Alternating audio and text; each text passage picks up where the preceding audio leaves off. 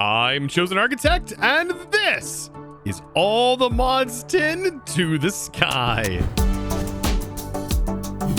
So here we are again, back in all the mods 10 to the skies, and today we're going to be tackling the Fission Reactor, but also generating a little bit of power from this operation, and we should ultimately, by the end of today's episode, generate antimatter. Now, just in case you missed it, some things that you need in order to get to where I'm currently at. You need to have automated HDPE sheets, and you also need to have automated fissile fuel production, all of which I did last episode, so definitely be sure to check out the last episode in case you missed it. Now, the reason we need all of those things is because a fission reactor is going to burn fissile fuel, and then to be able to make an SPS to make antimatter pellets, we need HDPE sheets. Hold on.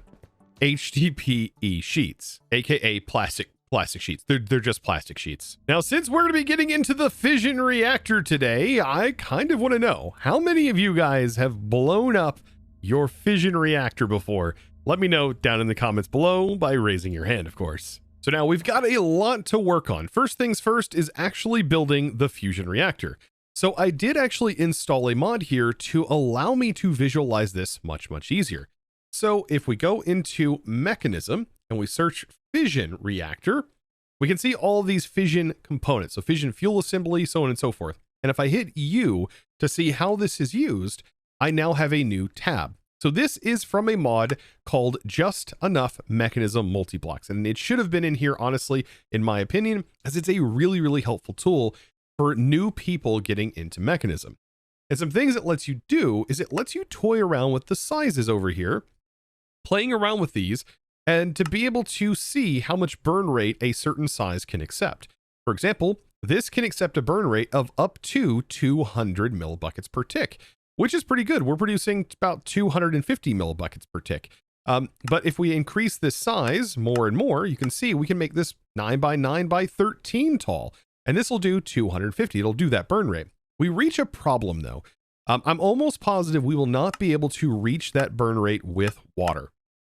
And that's because water has some limitations on the heat. And you can see temp with water right here, we're looking at about 1.5. And I think it does get pretty close to sort of capping out. We might actually do a 9 by 9 by 13. And that would get us at 250. I think that is more than enough. I just don't remember if we can actually even get it to 250. So you know what? Let's just do a 9 by 9 by 13. And that way we can maximize our current burn rate. But yes, this is a lovely tool for allowing us to do this, but also it's even more helpful with the steam turbines, allowing you to set your steam input rate, allowing you to make sure you're maximizing the amount of power you can generate from your steam turbine. I mean, it's basically a calculator. It's just doing all of the calculations for you, which you would normally have to do based on the wiki and all that fun stuff, which nobody wants to do, believe me. But now, another cool thing that this tool mod does for you, which by the way is client side, so you can install this even if you're playing on a server and the server doesn't have it, is it tells you the cost. So now we know we want a 9 by 9 by 13 reactor. We know we're going to have 4 ports. I'm pretty sure we need 1 for waste. We need 1 for water. We're going to need 1 for fissile fuel input, and we need 1 for steam output. So 4 is correct. I am going to need 5 logistic adapters, I believe. It may actually be 6, but I'm just going to do 5 for right now. I think we need 4 for all of the different states at which we would want to shut the reactor off. Then we need 1 to actually control the shut off of the reactor. So 5, I think. And then we set our burn rate, which of course we're going to maximize that. But we can go under costs and we can now see exactly how much of everything we need. That is beautiful. And then we also can include if we want to use reactor glass, which in my case, I definitely want to use reactor glass. So 397 reactor glass is going to be needed, and we can constantly reference this. If we hit A over here, we can just simply hit U or right click, and it's going to hold all of this stuff. So we can start to request this as needed. Now, I've stacked this up just for decorative purposes, but we want to layer this out. So this is 1, 2, 3, 4, 5, 6, 7, 8, 9, and also 9 in this direction. I guess in this case, we're also going to go 13 up. So 1, 2, 3, 4, 5, 6, 7, 8, 9, 10, 11, 12, 13. And this is going to be our max height. Now, even though we're using reactor glass, the entire bottom does need to be filled, I do believe, with reactor casings. Maybe not. I don't know. I always tend to make the bottom completely filled with it though. I think it looks a lot nicer. Now this is going to need specifically reactor glass. You cannot use the structural glass for this. So I'm just going to fill all of this in with reactor glass. And then we start from the center with our fuel rod assemblies, and we just build a checker pattern with these fuel rod assemblies. And we can use something like construction sticks to get this all built up. Then the last piece that goes on here is going to be the control rod assemblies, which get put right on the top. And then last but not least, we just need to encase the whole thing, in which we can just use our regular reactor casings, which I like to use for the top and bottom. Now to make sure the multi-block is assembled correctly, we can break a block, place it, we should see redstone particles. That lets us know, hey, this thing is ready to go. So now we can start figuring out where we're going to put our ports and all of that fun stuff. Now with all of this, typically I like to have the fissile fuel sent into the front. And then inside of the side, we can do water. We can also do steam out of the side. Now in this case, I usually also like to have waste deposited in the back. But that really depends on the pack you're playing, how you're setting everything up. We could also have water input from the front, and we can do it in multiple locations. You can place these ports really anywhere you want. Now we can't forget about the logic adapters, and I like to include those somewhere like this. This is usually a pretty good setup here, and allows us to have some room to run some cables. Each of these, we basically want to set this to do a certain thing. For example, this will emit a redstone signal when the temperature is on high. This one will emit a redstone signal when the waste level is critical. Then we have a damage critical, send a redstone signal, and then another one, which is insufficient fuel, send a redstone signal. This over here, we have deactivation or activation, which is our different modes here. And we do have a inverted redstone state, allows us to basically change this mode. And having inverted is a pretty good new feature, I believe. I don't think this was actually a thing in the past. And the reason this inversion is important is because if we have activation set up and clicked on here, it says it'll activate the reactor when powered. So that means it'll only turn the reactor on if it has a solid redstone signal. That is an active redstone signal. But these emit a redstone signal when something goes wrong. And so what we would need is we'd actually have to invert the signal for these to end up working. But thankfully now we should be able to just have it run, have it turn on essentially, status powered, by inverting the signal and then just running regular redstone to this. At least that's what should happen. Now at the moment, we can't really test that. So I am going to just leave it in its default state for right now. And we'll come back to that in a second because we've got to get some things set up before we really turn this on and start testing things. So now we have another problem to solve, and that's sending water to this thing. And that can be kind of a hassle, but with integrated dynamics, well, we basically have that solved. And in this pack should be easily able to constantly send enough water to this, no problem, directly from a sink. Now I know that's not the case in all mod packs, but in this all the mods 10 to the sky pack, that is a quality of life that we have. And you know what, just to make this setup super clean looking, what I'm going to end up doing is I'm going to put our waste management right here. And so the waste management is going to be here. I'm also going to have a water port that is going to be in this reactor too. And we're also going to have a steam port. So this will be the steam port right here. And then on the top is where I'm actually going to have my water port. And by the way, with a configurator, we can change this. So you can see output coolant, input only, or output waste. This bottom one's going to be output waste. This one's going to be output coolant. And this is actually going to be an input. So we leave that by default. Now to make sure we can supply this with enough water, I'm going to place a sink right in front of the reactor port, a single logic cable from Integrated Dynamics. We're going to put the fluid interface onto the actual sink, as the interface basically detects this as a storage source, much like a storage bus would from Applied Energistics. And then we're going to use a fluid exporter to export from the source directly into here. And the way that we do that is with a variable card going into export all fluids. And we can already see this is starting to fill up with water, but to make this really fast, we need to dive into the properties here. And I was actually told this recently, that with this transfer rate, normally I would do like 999 all the way till it maxes out. I was actually told to just do 2s all the way to max, and that will allow me to get to the near max integer, which will be near 2 billion. Yes, it is very quick, and that should allow the water to fill up instantaneously, just like that. Now we might have to come back and play with that, but the goal is for the water to be able to handle our burn rate. and make sure that we produce as much water into this as possible. So that way, yes, we don't have to worry about a meltdown happening. But we shouldn't even have to worry about that anyways, simply because of these logic adapters that we're going to get set up here soon. So now, in my opinion, we're almost done, except we need to think about how we're going to handle waste. And we need to think about this before we generate any waste, because this is where things get radioactive. And if you do not handle this correctly, and you need to break a cable, and there happens to be some waste still left in that cable, your entire base will become irradiated. And the only way to really get rid of it is to wait a really long time, or there's another way. You could just simply run a mechanism command to clear it. But believe me, you don't want to do any of those. And I most certainly don't want to do any of those because it would ultimately kill Steve. And you know what? I would be super sad if Steve was to have died. I would be devastated. Now, when it comes to handling the waste, things get a little bit more complicated because we need to produce plutonium from the waste and also polonium from the waste. So we'll take our nuclear waste that gets generated from the fission reactor, and we will send that into an isotropic centrifuge. That's going to produce that liquid that we need, and then a solar neutron activator to produce the polonium that we need. Then we need to take both of those, and they kind of both get turned into pellets.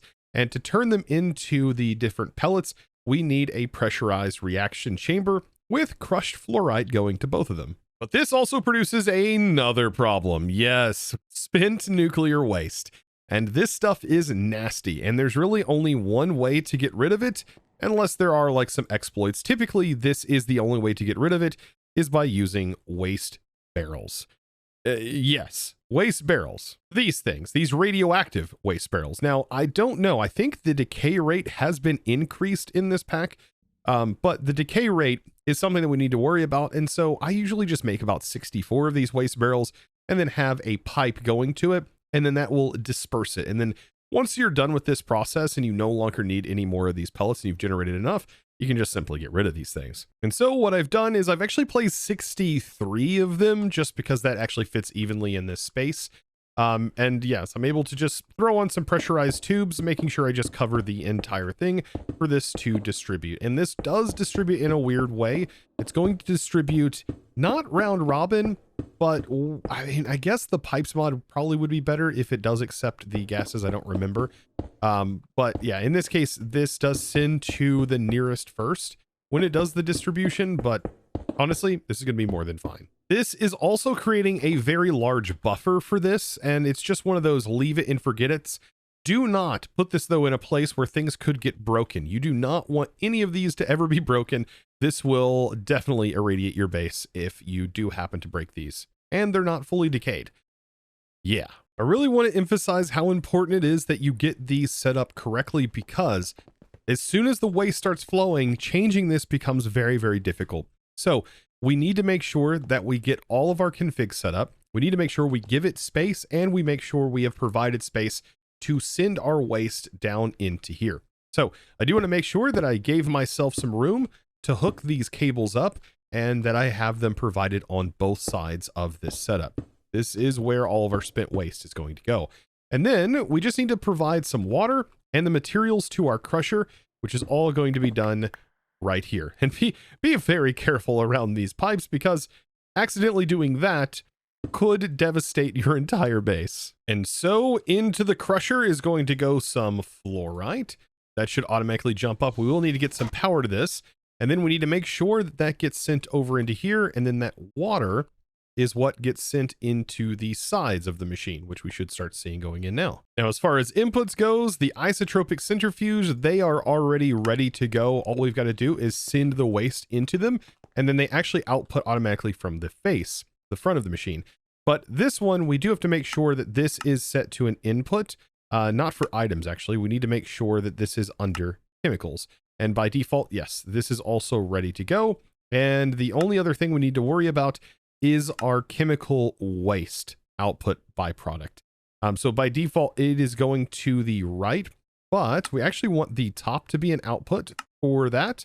And then this slot right here, we want our waste to go to, which I do believe is going to be an output. So yes, The only two chemical outputs that we want is up top. Actually, the top, we do not want a chemical output. We want that to be an item output because remember, this is producing an item. So there we go. And then auto eject is going to be on for this. And same for chemicals, auto eject on. We're outputting to that tube that's at the bottom. I can't preface enough how important this is. Like, make sure you double check your setup before turning this on because you do not want to make that mistake. Then because the waste is going to be a chemical, we need to pull that along the backside here. And this is where I am going to route it directly into the back of the centrifuge. And then this is going to get transferred. Oop, gotta be very careful with that.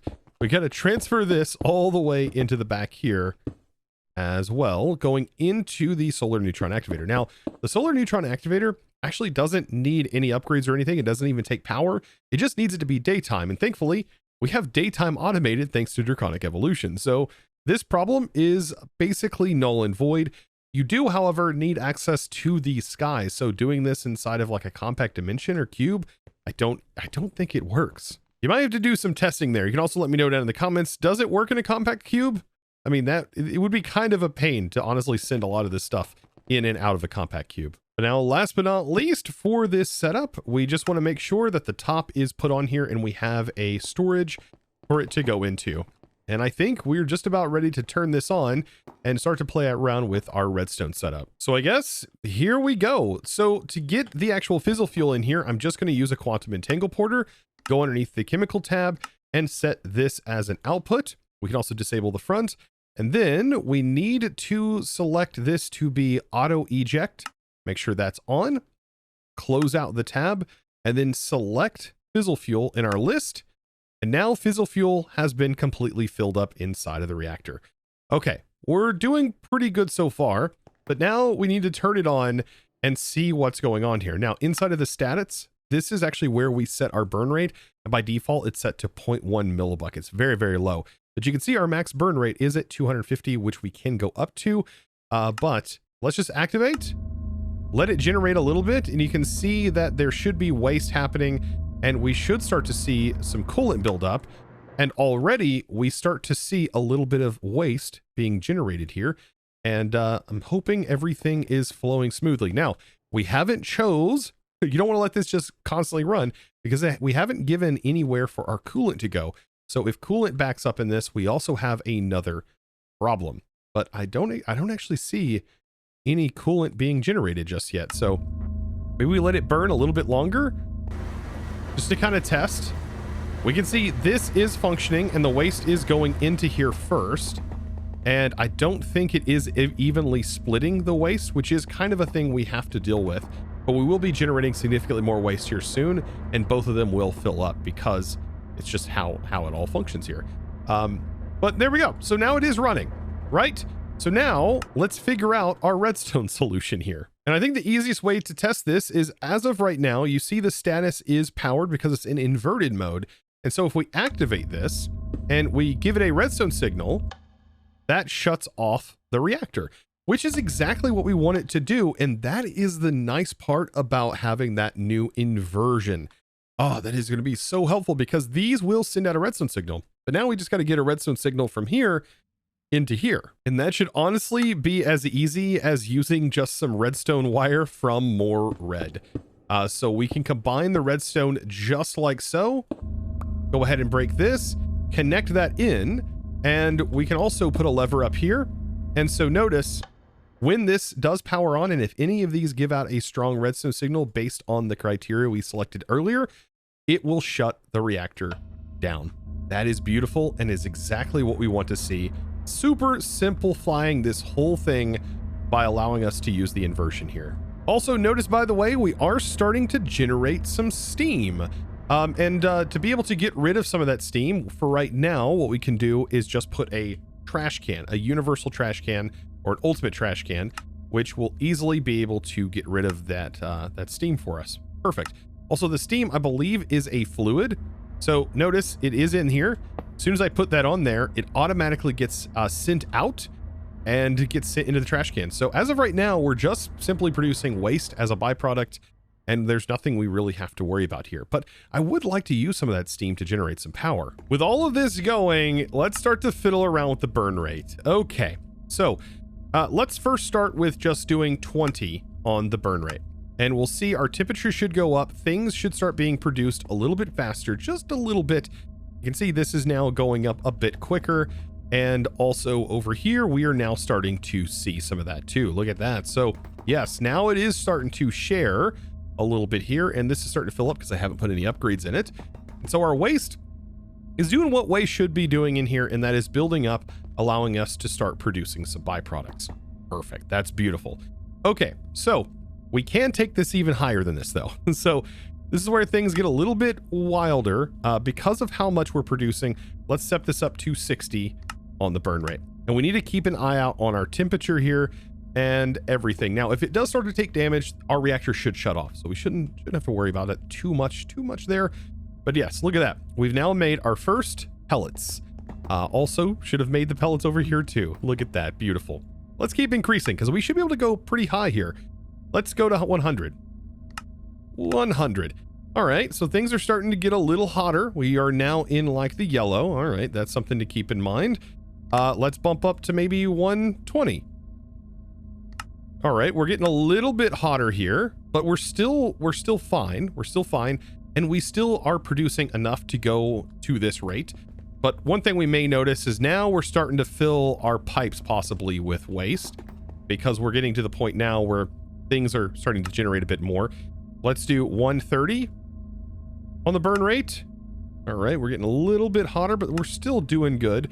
But I think we can only go up to like 192, I believe. So 140, this is usually where I end up staying for most playthroughs, around 140. But yeah, we should be able to go even higher than this. It's now though, at this point, I want to add my efficiency upgrades into all of my machines here, and then also slap in these upgrades. And then I'm not sure on this. I do want to, I think, put at least 2 speed upgrades in here to make sure that I'm producing a bit more of this. You know what? Let's just dump the whole thing. Let's make it as efficient as possible. And yeah, we are definitely producing and getting rid of our waste, which is one of the major things we need to do here. Yeah, I gotta get these machines upgraded. Okay, so we're producing all of this. We just want to keep, let's go to 150. I mean, I want to do small increments. We're doing pretty good there. 160.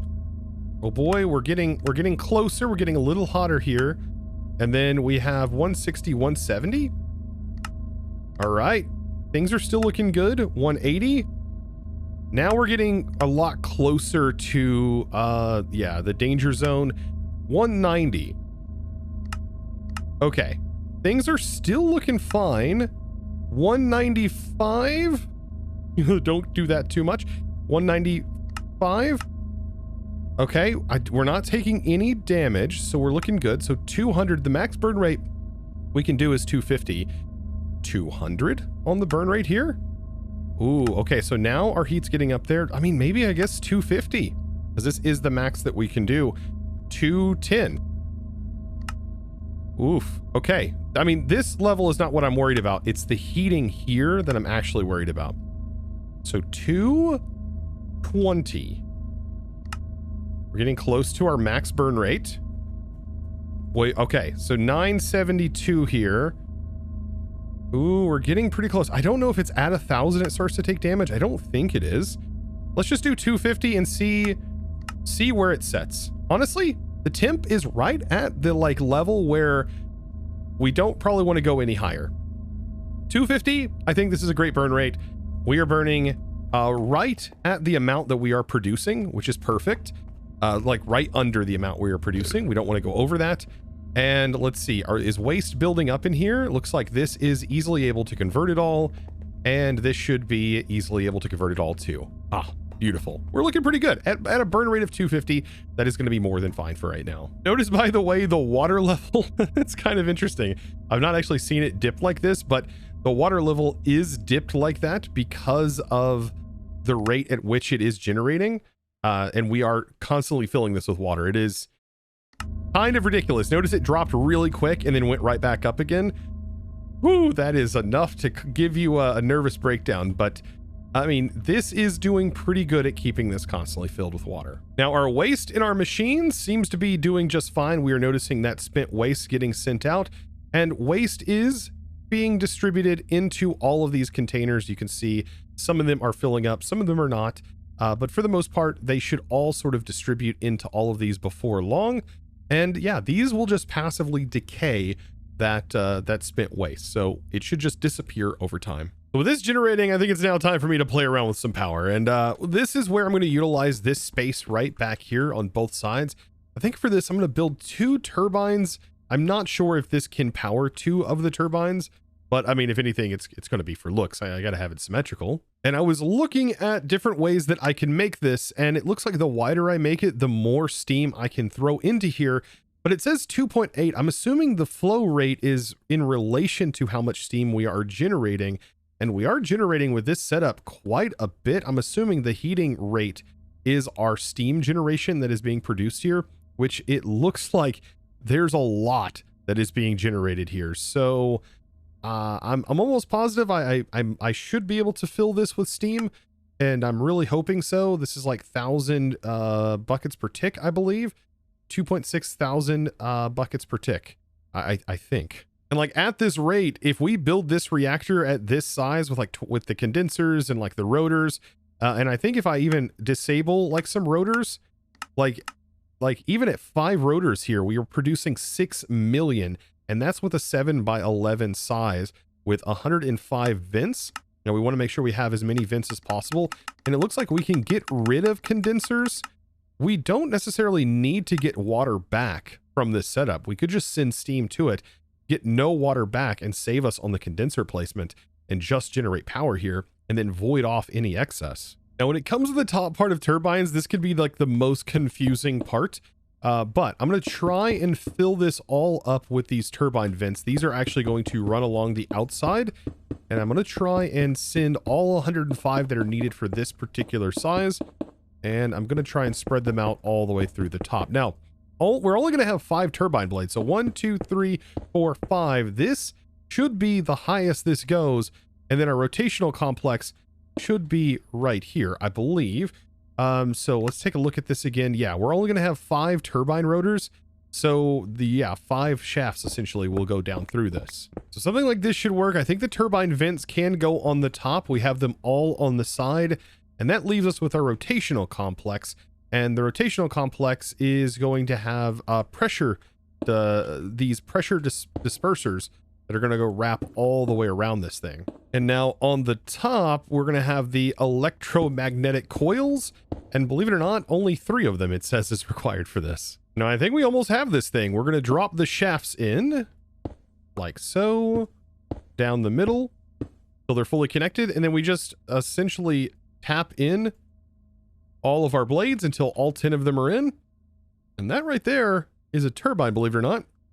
And so we just got to fill the rest in with the reactor glass. And so with our turbine valve here, one for power, and I believe this one for inputting steam, I think this is it. Flow capacity is quite a bit.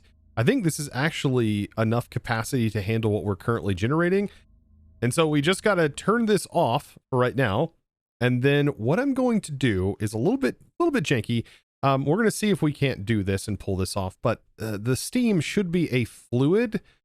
So we just need to send this over with a pipe. And so something like this. No. Okay. I guess it isn't a pipe. Okay. So chemicals. So we need a tube, pressurized tube again. I always get these confused. I always think that it requires like a regular fluid pipe, but anyways. All right. So we'll run this now connected all the way over here. And then I'm going to send this down, but up top here, making sure this is a little bit further away from this source, I'm going to put the trash can again. So that way, even if it doesn't go into here, it will still be trash. So we don't end up with a backup of coolant. Ooh, but notice our pipe actually cannot handle the rate. Oh, interesting. I am going to have to scram this. Now here's where I wonder if like the pipes mod could connect to this. Now it does connect. And so if I put this transferring like that, I'm unsure if it does work with the gases for mechanism. Yes, it does work from gases for mechanism. Okay. So we'll put this in, and this actually makes us really nice because then we can do nearest first. This will be the nearest connection down here. This will be the next one that it goes to. And I believe that this will be able to transfer. It does 40,000 millibuckets of gas every tick. That, oh boy, that definitely does not keep up. Oh, that's even worse than before. I mean, this right here can't handle all of the steam input, but we definitely are maxing out the steam input. So I guess I'm just going to have to build another one over here and connect it. And now for pasting in another one. Yeah, the building gadgets. It's just so good for things like this. Now I've got the other one built up. That was pretty easy to get set up here. Now there are a couple of things we have here. You have dumping excess. This is going to dump excess steam. This might be something that we actually should try to handle here. But I do want to send it to this one first before we dump. So this one I might have set to dump excess steam. We'll see how it goes. Like for right now, like I want this one to be powered up. I want this one to be powered up. We might honestly not even need this. And we just need this to be set to dump excess steam. And I really hope that this can handle the production rate here. Oh boy, that was not good. I watched all of my water drop down completely. What was that? Oh boy, I don't like the water completely dipping out there. But the steam is still generating so much, and we're still maxing this out, generating at that maximum power. Holy smokes. I think I found a solution to it. I just placed the trash can directly on top of this, and it now seems like it is successfully filling this up with steam. That's running at max. That's running at max. And this right here is also voiding it and not doing anything with it. That's perfect. That's exactly what I want. Oh, that is beautiful. Okay. And yes, could this support even more of these turbines? Yeah, it definitely could. These each, by the way, with this setup is producing 6.5 million FE per tick. That is pretty darn good. We're producing about 13 million FE just from these two turbines alone. So now we're handling all of our steam. We're producing waste products, and now we got to put them to use and start our conversion from these, which we already have plenty of, I think, for completion of most things. And we need to start thinking about basically making antimatter. So now we've got to make the super critical phase shifter that we can now make because we have all of these components. And also, by the way, we've basically solved the power needs because we're producing about 12 million FE per tick that we can just send directly into that, well, super critical phase shifter. That's not going to get boring to say at all. And that recipe does involve HDPE sheets, polonium pellets, which I do have now all hooked up into our system. And then we can also use reactor glass, I believe, as the interior parts of it. And we are going to need supercharged coils, all of this fun stuff. Look at that. Oh, and by the way, as far as numbers go, we really only need 60 of the actual cases themselves, 3 individual ports, and then we need a little bit of either reactor glass or structural glass. I think reactor glass looks nicer though. And I'm going to put that directly on top of the reactor. This thing does not blow up, by the way, so don't really have to worry about that. By the way, in the quest, if you're wondering what this actually looks like and how to build it, it kind of has a really nice step-by-step picture guide showing you kind of exactly what you need to do to build this thing together. But I do have a nice way that I like to describe it. Essentially, you have a 3x3 and then you put 3s on the outside. So this would be your 3 on the outside, then 1, 2, 3, 1, 2, 3, 1, 2, 3. And then you just simply continue that same pattern all the way around, just like so, and on all sides. When all is said and done, this is what the actual block looks like. And on the face, this is where I'm going to have a port that is going to give us our actual antimatter. On the top is where I usually like to give this power, and that's really all we're going to need. And then on the back is where I'm actually going to be sending the waste via a pipe, which will actually come from solar neutron activators that are going to be right back here. And unlike what the quest book says, we really only need 1 supercharged coil that's going to need to be attached to the port that we are going to be sending power to.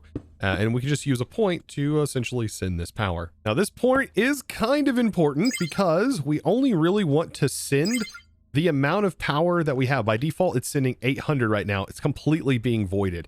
Just want to make sure that's clear. Any power you send to here will just immediately be trash. It's like a giant trash can. And so I'm going to actually send it like 6.5 million to kind of get started. So I'll just do 6 just to make that number even. But we'll say 6 and add a 0 until we have 6 million. Be careful. You don't want to send all of your power to this. That would not be good. But yes, I'm just going to essentially send 6 million to this thing. And that is going to be voided. We also want to check this, by the way, making sure our power is still being stored. We're looking pretty good, and make sure we can actually see those power transfers happening. As of right now, though, I don't see anything happening. I think that just ended up filling up our buffer. But yes, 6 mil will be destroyed as soon as we give it some product to destroy that power with. Now, to make antimatter, we get that from polonium, and we are already generating polonium, but what we want to do is probably separate this setup, and we need to use solar neutron activators in order to produce this. So I'm actually going to put some solar neutron activators here, and that means my waste channel, I'm going to pull it all the way up here, and then I'm essentially going to shut off these machines with their redstone. I'm not breaking anything. You do not want to accidentally break something that has waste in it. Now, while I get some things crafting, this is going to be an output port, so I'm able to actually change that to an output. Everything else is going to be input, and I have my 3 solar neutron activators. These do auto output from the front, so I'm going to place them like this, and they output from this side by default. This makes it easier to place them in the right orientation. Now, we are going to need tubes. Yet again, more and more tubes for this setup. And I'll just simply take our tubes, and we're going to route that right into this. And as soon as it gets polonium, it's going to take that power, and then this whole thing should kick off, and we should start producing a little bit of antimatter, and then we can work on how we process that down here. So now what I've done is I've shut off the reactor temporarily because I don't want to create any sort of problems, making sure there's no green particles on our pipes here. And then I'm going to start getting this all connected and making sure these do not connect to each other. So I might actually bring this out just a little bit and make sure nothing connects here. I do not want to accidentally combine these pipes. And so we will connect it just like this. And like I said, for right now, I'm going to put these in inverted mode, which should be off as of right now. And also turn this off too. And then these machines should work. So as soon as I activate this, oh, that is so scary. That happens so fast. These are now receiving the waste. And is this going to be enough? It looks like it is enough to handle the production. Yes. And already we have the amount going in, and we've already produced 10 millibuckets, now 11 millibuckets of antimatter. Oh boy, we are already now in the antimatter production phase. Now we do have a little bit of a problem at the moment. We are still generating waste because this machine has not been shut off. I do have to actually put that in the other mode, which is, there we go, redstone detection mode. Perfect. Okay, so now it's shut off. Now we should be generating at a much faster rate. This is going to start generating a bit faster. Yes, there it goes. Now we're looking a little bit more reasonable here. Now with this, I was able to do a little bit of testing here. About 3 million FE is all it really needs to be able to keep up with this 50 millibuckets to do the rate at 0.05. And we already almost have ourselves 1 antimatter. So this is going to build up slowly as we work on other projects while also generating us a ton of power. But we're looking at just basically producing the amount of antimatter that you can get out of a solidly filled up isotropic centrifuge. This is just a single setup here, and it is producing pretty darn quick. But at the same time, you would need a much, much larger setup, and probably switching it over from water into another form. You'd have to use sodium, for example, to be able to really push this harder. This is a pretty big bottleneck inside of most packs. So yes, antimatter, it seems like not a lot. If you're just getting 1 star, you just need 2 antimatter that build up in like no time. But we do need to basically have 18 stars, and we need an antimatter, I think almost 3 antimatter, right? For each of these processes. I'm almost positive the star requires all of that, right? Because I do know that you need an antimatter pellet. So at least, I mean, 32 antimatter for each of these. Yeah, this doesn't cost an antimatter anymore. But yes, we do need an antimatter in order to complete the star. Yes, specifically 2. Yeah, the improbability probability device requires 2 antimatter in this craft. Now, the final part of this whole operation is to place a chemical crystallizer on here. and automatically it is going to receive, because this does push out of the output. And so our antimatter is now building up inside of the chemical crystallizer. And I just want to take this and basically change the output to the top. I think that is going to be fine.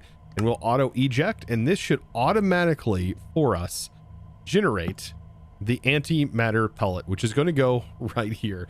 As soon as this ends up getting the 1000 millibuckets, that's what it's going to produce. And so now, just to do some quick mental math here, it looks like it's generating about 1 millibucket of antimatter every second, just based on the rate at which it's ticking here, which will probably produce one antimatter pellet between 16 and 20 minutes, giving a little bit of like leeway there with this current generation rate, or at least that's what my math's out to. And 1000 just like that. Look at this. So we definitely want to put a gate on here to make sure it has the power it needs. And there's our singular antimatter pellet. Impossible. At this point, honestly, this is a very relieving to have this one item. And these are now just going to passively be produced. And like I said, we need a few of them, I think. Somewhere around 36, if not more of them. And so at this rate that we're generating, it'll take about 12 hours for me to generate all of those, which sounds like a lot of time, but when you look at how much playtime I've actually put into this game, it doesn't actually feel so crazy. Especially since I have 5.3 days worth of playtimes in this. It's not that wild to think about that. So yeah, from this point forward, while we're working on really anything else from any other mod, as we work on occultism and a couple other setups, be able to complete this star, I mean, I think we are going to have more than enough. And so 'tis it. And I hope you did enjoy today's episode. Hopefully you learned something new, whether it was about producing steam and producing a bunch of power, or setting up a fission reactor and making sure it was nice and safe, or setting up the SPS and producing antimatter, or all of the polonium and plutonium pellets. Let me know down in the comments below, by the way, which one of those helped you out today. And also, guys, be sure to click that subscribe button if you haven't already, if any of those tips or tricks ended up helping you. Give this video a huge thumbs up as well. Check out the Discord too if you haven't already. And speaking of the Discord, I do want to give a huge shout out to the supporter of today's episode. And that amazing thanks, well, that is going to go out to Ekamavir. I think I said that right.